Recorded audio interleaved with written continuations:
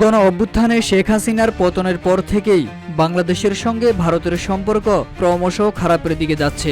ভারতের নির্বাসনে থাকা হাসিনাকে ঘিরে কূটনৈতিক টানাপোড়েন ও পরস্পরের বিরুদ্ধে বাণিজ্যিক নিষেধাজ্ঞা দুই প্রতিবেশীর সম্পর্কে নতুন সংকট তৈরি করেছে।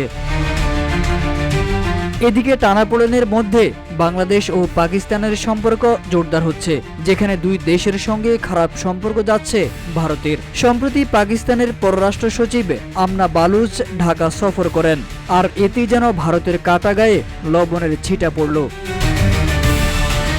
ভারতের সাবেক কূটনীতিক শ্যাম শরণ মন্তব্য করেছেন, যদি বাংলাদেশে পাকিস্তান সম্পর্ক ভারতের বিপক্ষে গিয়ে দাঁড়ায় তবে সেটি উদ্বেগের কারণ হবে। আবার দিল্লির পক্ষে হাসিনাকে সহজে প্রত্যার্পণ করা সম্ভব নয় বলেও এই কূটনীতিক জানান। RICL TMX, যুগের পর যুগ স্থাপনা থাকে মজবুত। দুই দেশের সরকার যখন পাল্টাপাল্টি সিদ্ধান্ত নিচ্ছে, তখন সাধারণ মানুষ এবং ব্যবসায়ীদের মধ্যে হতাশা বাড়ছে। বিশ্লেষকরা বলছেন, কূটনৈতিক দূরদর্শিতার অভাবে বাংলাদেশ ভারত সম্পর্ক ভয়াবহ সংকটে পড়তে পারে। সম্প্রতি বাংলাদেশ ভারত থেকে স্থলপথে সুতা আমদানি বন্ধ করেছে। তার আগে ভারত ট্রান্সশিপমেন্ট সুবিধা বন্ধ করে দেয়। এই সুবিধার ফলে বাংলাদেশে তৃতীয় দেশে পণ্য রপ্তানির জন্য ভারতীয় বন্দর ও বিমানবন্দর ব্যবহার করত। এই বাণিজ্যিক নিষেধাজ্ঞাগুলোর প্রভাব পড়ছে উভয় দেশের অর্থনীতিতে।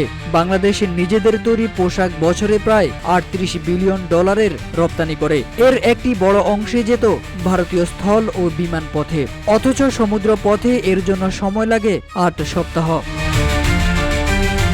বাংলাদেশ সীমিত বিমান পরিবহন সক্ষমতা ও অবকাঠামো ঘাটতির কারণে প্রতিযোগিতায় পিছিয়ে পড়ার ঝুঁকিতে আছে। অন্যদিকে ভারতের তৈরি পোশাক প্রস্তুতকারকদের সংগঠনও বাংলাদেশের পণ্যের উপর স্থলপথে নিষেধাজ্ঞার দাবি তুলেছে। দুই দেশের মধ্যকার এই সংঘাত যদি আরও তীব্র হয়, তবে তা উভয় দেশের শিল্প ও রপ্তানি খাতে নেতিবাচক প্রভাব ফেলবে।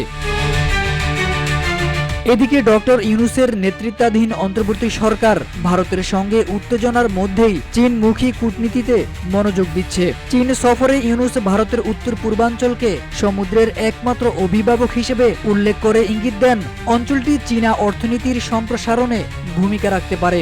আর এই মন্তব্য ভারতীয় কূটনীতিক মহলে উদ্বেগ সৃষ্টি করে। এখন ডক্টর ইউনূসের জন্য অপেক্ষা করছে কঠিন সন্ধিক্ষণ, যেখানে নির্ভর করবে বাংলাদেশের ভবিষ্যৎ।